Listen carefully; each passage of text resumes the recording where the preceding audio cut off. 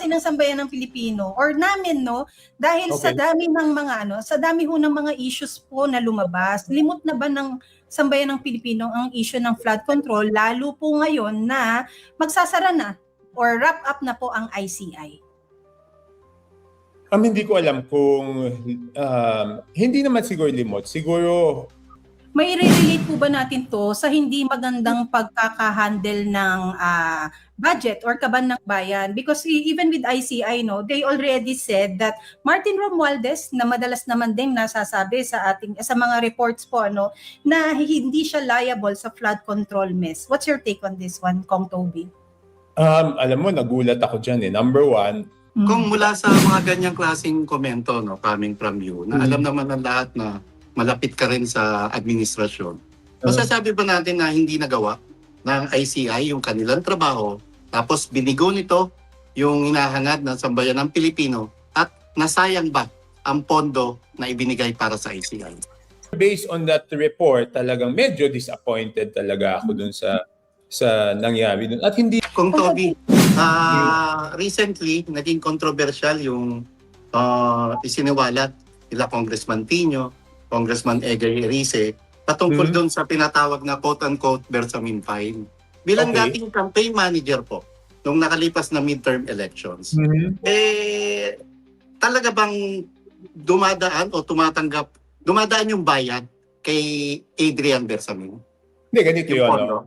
I think, okay, ito naman, pag sinagot ko naman to, ang sasabihin naman ng DDS, tumartos ako. Di ba? Okay, bilang dating campaign manager, yung pondo na nagagamit nyo, kaninong direkta nang gagaling papunta sa'yo? Okay, ganito yan.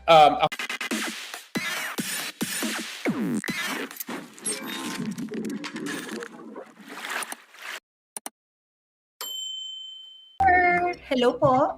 Yes, maliwanag ba audio? Yes, malinaw po. Malinaw po. Sige. So, Marlon, Pam, and Ibi. Yes, sir. Yes, ma'am. Ibi, ang pagbati mo mula sa Cebu? Oy, mayong udto, Kong Toby, at salamat na pinaunlakan niyo po kami sa araw na ito. Yes, sir. Maraming. Sir, ang unang tanong namin, no, Marlon, anything you have for Kong Toby before we start? Wala, long time no see, Kong. Hindi na tumatanda. Pumuti na ang buhok, pero kaya talagang fit na fit ka pa rin, Kong. Puting buhok na.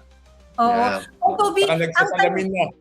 Ang tanong po kasi ng sambayan ng Pilipino or namin, no, dahil sa dami ng mga sa dami ho ng mga issues po na lumabas, limot na ba ng sambayan ng Pilipino ang issue ng flood control, lalo po ngayon na magsasara na or wrap up na po ang ICI? Hindi ko alam kung hindi naman siguro limot, siguro frustrated, baka yun ang mas tamang description, o baka nakikita na parang walang nangyayari, di ba? So baka yun ang feeling na. At sa tingin ko, mas marami silang problemang kinahaharap ngayon, lalong-lalo na dito sa fuel crisis na ating kinakaharap, no? So tama, nandiyan yung flood control issues. So kung walang nangyayari, wala naman silang magawa. Pero baka mas worried sila doon sa mga kinakaharap nila ngayon na issues. Kasi alam naman natin, even before the fuel crisis, medyo yung last quarter growth hindi masyadong maganda, di ba? So ibig sabihin, yung last quarter growth ay hindi masyadong maganda. Ibig sabihin, baka yung Pasko hindi naging ganun ginhawa para sa ating mga kababayan. May relate po ba natin to sa hindi magandang pagkakahandle ng budget or kaban ng bayan? Because even with ICI, no, they already said that Martin Romualdez, na madalas naman din nasasabi sa mga reports po, no, na hindi siya liable sa flood control mess. What's your take on this one, Kong Toby? Alam mo, nagulat ako dyan eh. Number one, kahit siguro kayo, wala kayong kopya nung linabas ni Congressman Isidre, no? Media, wala kang naglalabas yan. Biglang siya meron, di ba? Ang alam ko doon, dapat yata confidential yon na sinubmit ng ICI doon sa Office of the Ombudsman. So number one, paano siya nagkaroon ng kopya nun? Number two, nakakagulat talaga na wala silang mahanap na ebidensya despite the fact na sinabi ng DPWH na yung mismong ahensyang napagnakawan ay they were recommending filing plunder charges against Martin Romualdez. Pangatlo, wala nang duda na kahit si Saldico inamin niya, no? Umamin na siya na meron siyang natanggap na pera at inamin, ang sinasabi lang niya, walang naiwan sa kanya. So whether may naiwan sa kanya o walang naiwan sa kanya, hindi man magagawa ito ni Saldico nang walang alam ang former Speaker Martin Romualdez. So nakakagulat talaga yung findings ng ICI. Pang-apat, alam naman natin na kasama doon sa LEDAC priority bills yung bill para sa ICI. In fact, nag-file nga ako ng bill na yan. Sinuportahan ko yung bill ng nila Congresswoman Laila De Lima. Minarathon hearing namin yan ng November 13. Inabot kami 1 o'clock to 6 p.m. para tapusin. Tapos wala, pinatay yung bill na yun. So, ng Kongreso, ayaw palusutin. So, yun ang nagpapatunay. I mean, there is no other explanation kung bakit kanina may press release sila, 18 LEDAC bills ay ipinasa, pero yung naaprubahan na namin noong November 13 sa committee, kailangan na lang idaan sa Committee on Appropriations na ICI bill na ang tawag namin Independent Commission Against Infrastructure Corruption. Bakit yun hindi pinasa ng Kongreso? Kung mula sa mga ganyang klaseng komento, no, coming from you, na alam naman ng lahat na malapit ka rin sa administrasyon, masasabi ba natin na hindi nagawa ng ICI yung kanilang trabaho, tapos binigo nito yung hinahangad ng sambayan ng Pilipino, at nasayang ba ang pondo na ibinigay para sa ICI? Hindi pa natin alam kasi 'di ba isang report pa lang nakikita natin 'Di ba? Pero based on that report, talagang medyo disappointed talaga ako dun sa nangyari dun. At hindi lang ako, no? Nakikita ko yung mga komento nung sa Facebook, akala ni Congressman Asidre nakakabuti sa kanila yung paglabas ng report na yon. It shows that walang liability si former Speaker Martin Romualdez. Pero kung makikita mo yung karamihan ng komento, hindi natutuwa or hindi sila agree doon sa bagay na yun, no? Yun ang aking masasabi. Kung Toby, no, doon sa linya na yun, no, ang dami kasing kritisismo against you, no, na you are protecting the president at nilalalagag mo daw si Martin Romualdez at one time you appeared doon Pakaulit, Marlon? Si Ibi po, Kong, si Ibi. Si Elmer po. Si Elmer, sorry. Ibi, pakiulit po. Marami kasing criticisms against you, no, Kong Toby, na you are shielding the president at yung tinuturo mo raw na mastermind dito is Martin Romualdez. Yun ang criticisms nila Yes. At one time you appeared doon sa Blue Ribbon Committee hearing, I think, no, if I remember right, na si Senator Marcoleta pa yung chair. Yes, correct. At ngayon po, it seems na bubuksan ulit ni Ping Lacson ang Blue Ribbon Committee hearing on April 14, if I'm not mistaken, dahil sa bago daw na testimonya ni Manong Chavit Singson. At Okay.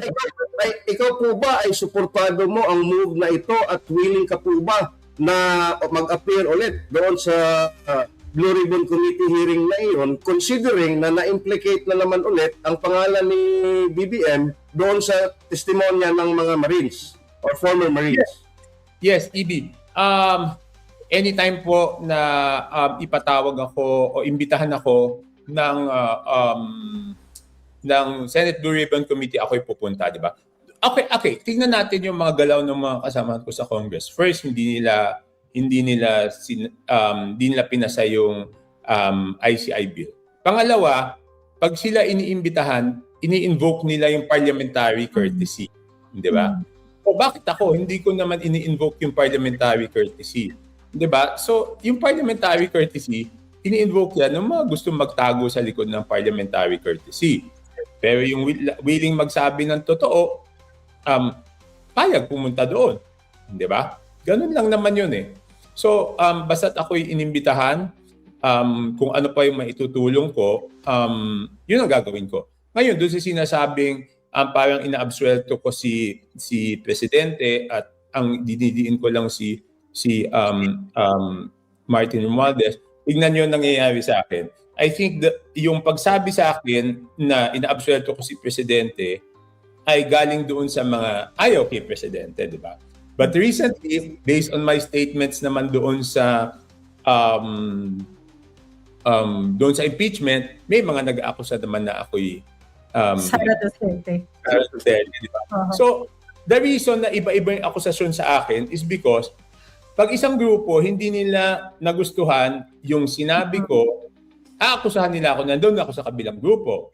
Pero yung kabilang grupo naman, pag di naman nila nagustuhan yung sinabi ko, aakusahan naman nila doon ako sa kabilang grupo. Wala ako sasabihin para mapaboran ang kahit sino. Kung ano yung totoo, yun ang sasabihin ko kahit sinong mapaboran. Yun ang totoo eh. But most of the time, ang problema kasi is the truth hurts, di ba? Ibig sabihin yung katotohanan minsan ang hirap tanggap. Naghang si Kong Toby. Medyo Yan, no? Medyo naghang po sila. I would like to take it from this statement or answer from Kong Toby, yung susunod nating tanong. Yung sanang tungkol nga dyan, no? Hindi na natin malaman ngayon. Or even himself, hindi na rin niya alam kung saan siya lulugar. Because kapag binatikos niya ang isa, again siya doon. Kung Toby, naghang po kayo for a while. Sorry. Hindi, pero sinasabi ko, okay, si Marlon, matagal na niya akong kilala. Matagal ko na kasama sa Congress. I will not do anything just because it is popular or unpopular. Kung ano yung tama, yun ang gagawin ko. Tignan nyo, noong in-impeach si CJ Corona, okay, congressman ako noon. First term congressman ako noon, neophyte ako. Nanindigan ako noon. Ako lang ang tanging witness for CJ Corona in that impeachment. Yeah. Diba? You remember yan? Hindi ko gagawin kung ano yung popular, hindi ko gagawin ng isang bagay para may matuwa. Kung ano yung dapat gawin at sa tingin kong tamang gawin, yun ang gagawin ko. Even if it means hindi po popular yung decision ninyo? Hindi, kasi ganun yan eh. Alam mo, Pam, Opo. what is popular is not necessarily what is right. True. Diba? Kung ano yung popular, hindi ibig sabihin yun ang tama. Pero yung tama ay laging tama at sa tamang panahon, makikita ng tao na tama yung sinasabi mo. Opo. Di ba parang yung CJ Corona, di ba? Later on, nagbago isip ng mga tao, sinasabi, hindi siya dapat na impeach. Ganun lang yun. At saka, kung kasi ang playbook ng mga anti-Duterte forces, pag ikaw, kaalyado ka na nagsalita ka, na medyo papabor yung linya mo sa mga Duterte, sasabihin nila na pro-Sara ka, DDS ka. Ang catch dito, hindi nila nasasagot yung tunay na issue. Yung Hindi, tunay yun na nga eh. ng corruption. Yun na nga, Marlon, tignan mo ha. Ganon din yung pinagdaanan ko noong ako'y nagtestimonya kay CJ Corona. Pero hindi ako natinag eh. Di ba? Dito naman, for example, ano ba yung sinasabi ko na galit na galit sila? Galit na galit sila nung napag-usapan yung SALN. Ang sabi ko lang naman is, napaka-ipokrito naman ng House of Representatives na yung pinupusi yung SALN. Yung mismong SALN ng mga congressmen, ayaw naman nilang ilabas, di ba? So, di ba? I mean, hypocrisy yan eh. Double standard yan. Accountability, ang ibig sabihin nun, one standard for all. Hindi pa pwedeng double standard. Pag double standard, hindi po yan accountability. Pero hindi ako kasama doon dahil yung SALN ko, linabas ko na kaagad yan. Kung Toby, nabanggit niyo po yung SALN, no? Kini-question po kasi ng inyong colleague na si Representative Terry Ridon na yung SALN ni VP Sara, meron siyang abnormal movement pagdating sa increase ng kanyang wealth ba and assets, no? Amounting to, I believe it's 50 million only, no? Is that for you an abnormal movement ng wealth? Hindi. Before, I don't know whether it's abnormal or not. Ang sinasabi ko, okay, tinitingnan yung SALN ni BP Sara, hindi ba dapat silang lahat na nahandun, ilabas muna nila yung SALN nila? True. Di ba? Kung ka nagque-question ng SALN ng ibang tao, pare-pareho naman kami public officials, di lahat sila doon sa Justice Committee, kung gusto nilang questionin yung SALN, ilabas muna nila yung SALN nila. Di ba? O sasabihin na naman, DDS ako. May ba pagka-DDS doon sa sinasabi ko na dapat parehong standard sa lahat? Kaya kung ang tanong ko kung is may nakikita tayo at kami may bilang mga observers, meron po kami nakikita na mga medyo parang mga realignments diyan sa mababang kapulungan Naglipatan na sa Partido Federal ng Pilipinas yung mga matataas na may ranggo sa mga komite. Yung NUP naman nagpalabas na ng statement na naayos na daw yung kanilang gusot doon sa mga budgets nila with the intercession of Congressman Sandro Marcos. Nasaan ngayon ang isang Toby Tiangco sa isang Joke Frasco na ngayon ay naibalik bilang Deputy Speaker at si Albi Benitez bilang Deputy Speaker? Nasaan na kayong tatlo na you were supposed to be the independent block of three doon sa mababang kapulungan? Ako, hindi naman ako nagtatanong sa ganun kasi wala naman po akong partido do. Independente po ako. Ang ginagamit ko lagi is yung local party. Wala akong national party, so hindi ako involved sa mga galawang ganyan. Kung Toby, recently, naging controversial yung isiniwalat nila Congressman Tino, Congressman Edgar Erice, patungkol doon sa tinatawag na quote-unquote Bersamin Fine. Bilang dating campaign manager po, nung nakalipas na midterm elections, talaga bang dumadaan yung bayad kay Adrian Bersamin? Hindi, ganito yun. I think, okay, ito naman, pag sinagot ko naman to, ang sasabihin naman ng DDS, Marcos ako. Di ba? Ang problema kasi doon sa punto na yon, Marlon, is ang kwento na yon ay sinabi supposedly ni Adrian Bersamin kay Leandro Leviste na sinabi ni Leandro Leviste kay Egay Erice at saka kay Tino, di ba? So parang ang hirap ko naman i-confirm noon, pang ilang pasa-pasa na nung kwento, di ba? It's, triple hearsay yon, di ba? Kung talagang yung ang magsasabi, then I will say sasabihin ko kung ano yung nalalaman ko doon. Pero sana naman, Marlon, wag naman yung pinagpasa-pasahan na yung kwento, tapos doon ako papasagutin sa bagay na yun. Kasi ang hirap ko naman sumagot sa isang bagay na triple hearsay. Okay, bilang dating campaign manager, yung pondo na nagagamit nyo, kanino direkta nang gagaling papunta sa'yo? Okay, ganito yan. Ako'y nagre-request ng pondo and then, kasi nung previous interview, sinabi ko na yan, hindi ako papayag na humawak ng pondo.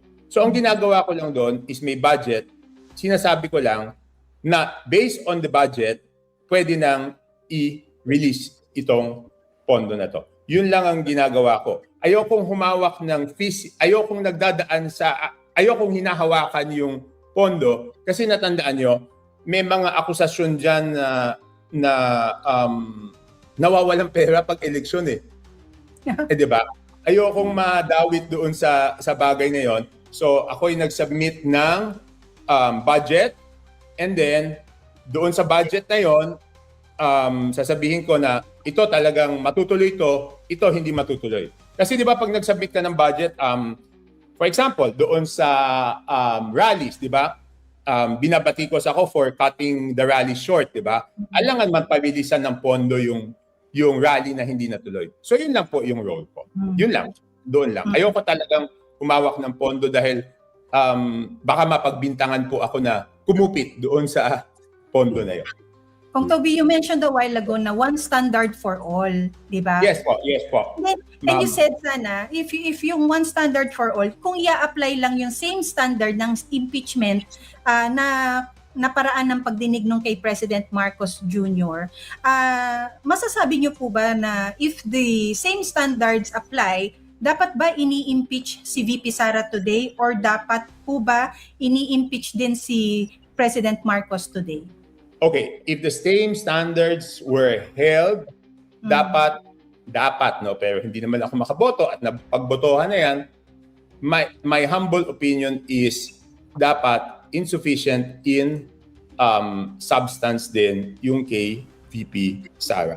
Kung same standards ang ginamit doon kay BBM. And in fact, doon po kay BBM ako'y bumoto na insufficient in substance yung impeachment na yun. So my humble opinion is that dapat insufficient in substance din itong kay VP Sara. And from there po sana, no, mas natututukan ngayon ng Kongreso yung kung ano yung kinakaharap na problema natin ngayon. Yes.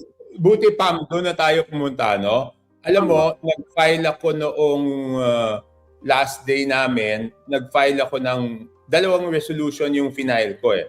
Teka, hinahanap ko lang, no? Para mas ko sa inyo. Isang resolution na final ko is okay, House Resolution 894, a resolution respectfully appealing to the Committee on Justice to expedite the resolution of the impeachment case of Vice President Sara even during recess, no?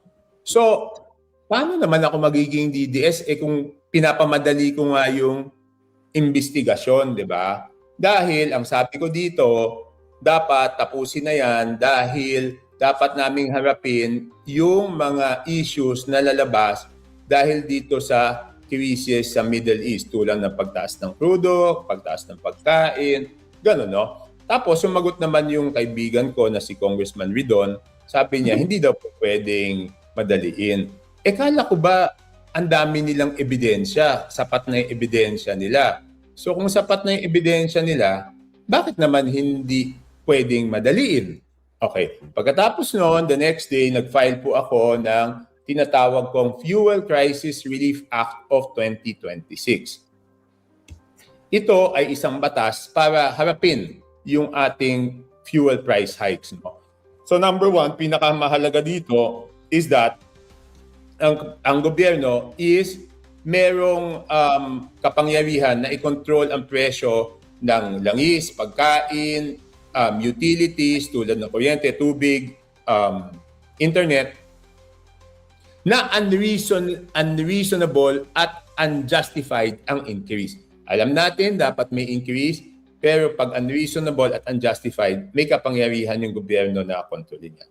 Number 2, binibigyan ng kapangyarihan ang national government at ang local government units na ikontrata na yung mga PUJ, yung mga TNVS, yung mga tricycle, para sila na ang papasan doon sa dagdag na gastos ng sektor na ito, tapos ibibigay ng libreng sakay. Kasi di ba nagkakaroon ng pagtatalo ngayon, humihingi ng fare increase yung mga transport groups, hindi naman pumapayag yung gobyerno.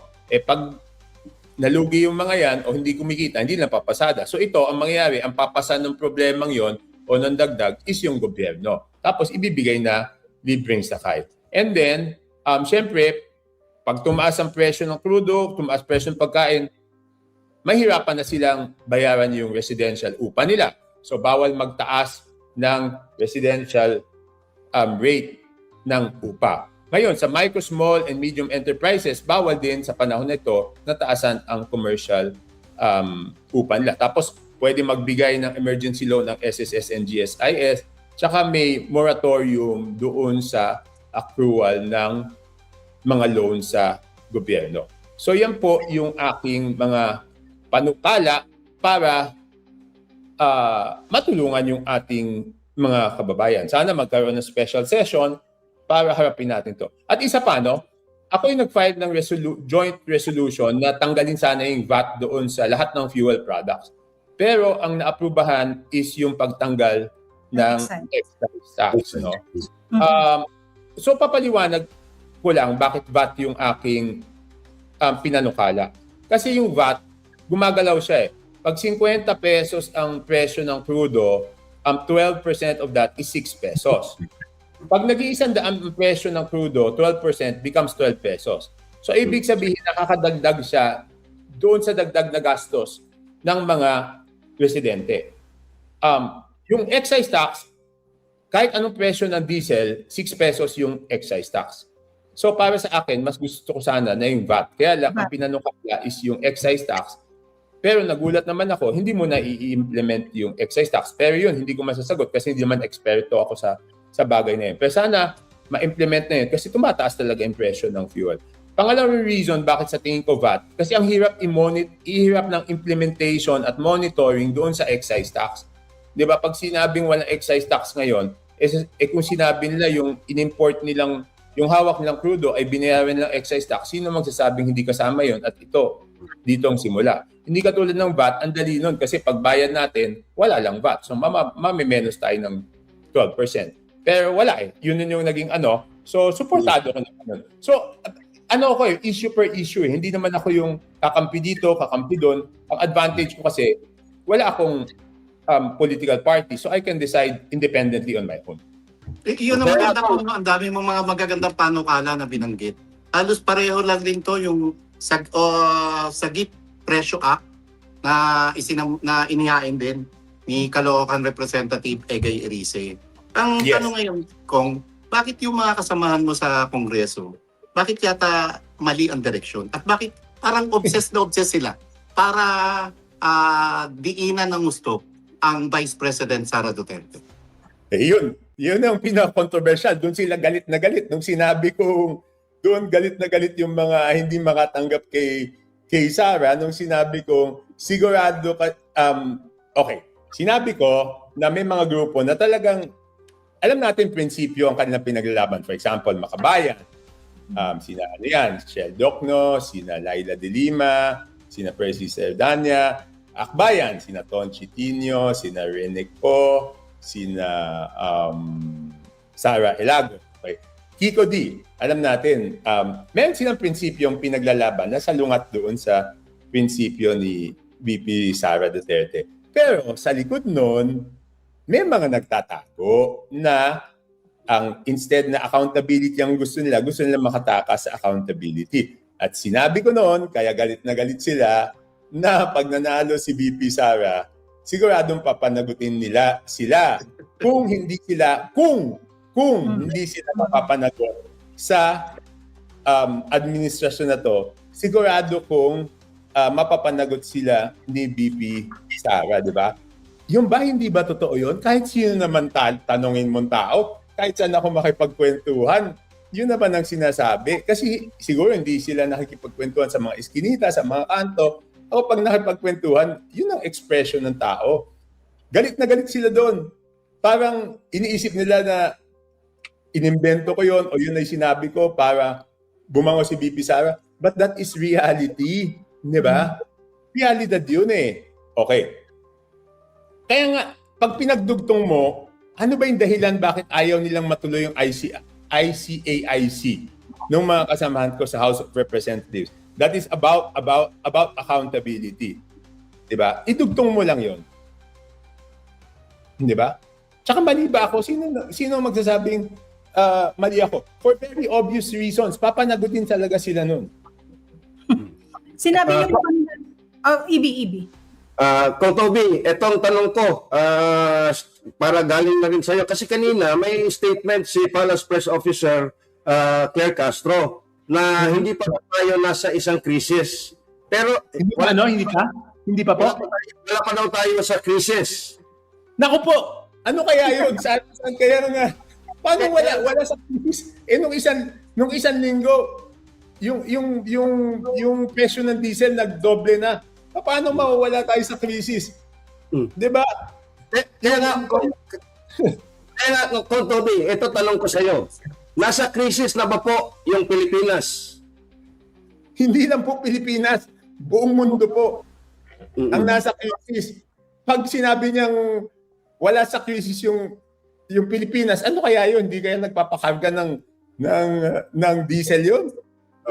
Kaya nga po ang tanong ko, Toby, sinabi mo kanina, and I really agree with you, kasi ito talagang ina-advocate ko ito eh. you were calling for a special Congress of special session for Congress. Kasi Kasi ano, kami. oo. Kasi presidente lang ang pwede magtawag ng special session eh, di ba? Yun nga. Ang sinasabi ko, sana magtawag ng special session ng presidente. Kung ano yung kailangan, kaya lang parang hindi talaga pwede. Kasi ang linya ko, sana magtawag ng special session para kung ano yung dagdag na kapangyarihan na kailangan ng presidente para harapin yung krisis, maibigay na namin. Pero paano matutuloy yun kung sinasabi ni Claire wala pa tayo sa krisis? Yun. Teka ko Ang ha, meron- yung ang meron dagdag lang- kapangyarihan na sinasabi mo ko ha, linawin mo yan, baka papunta ka sa national state of emergency. Hindi po. Okay. Para lang Ito. harapin yung krisis. Hindi, katulad ng bill ko, di ba? Yung bill ko has no additional powers to the president. mapunta tayo sa national state of emergency. Yun yung mga gastusin ng ating mga kababayan. It's like the Bayanihan Act po. Tama po. Yes. Exactly. Ang wala lang dito is yung ayuda. Mm-mm. Pero Poppy, sa tagal mo dito sa politika, you've seen so many crises, sa mundo, ilang dekada na rin ang nakalipas. Ngayon ba may nakikita kang isang crisis management team or kailangan na ba ng isang crisis management team ang ating executive para lang ma-address at matugpi-tugpi itong mga contingency plans na pinuput forward ninyo at saka kay Kong Egay at kung sino man dyan sa Senado? Kasi hindi namin nakikita na merong isang crisis management team at may isang point person.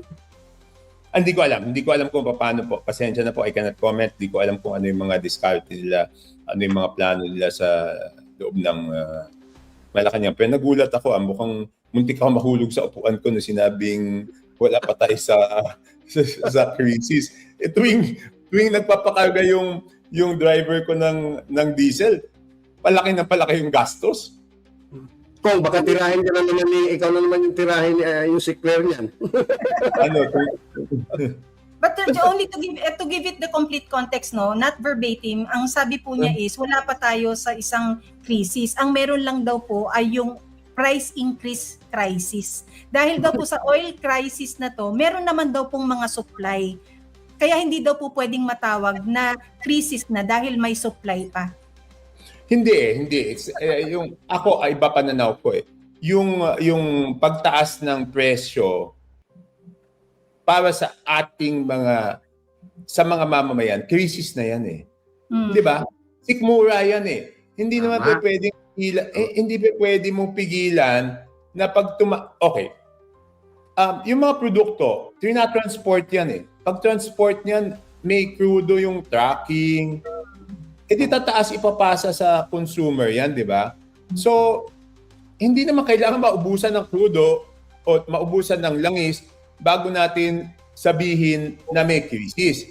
Para sa akin, basta tumaas ang presyo tungkol sa sikmura yan, krisis yan eh, para sa akin. Para sa akin lang.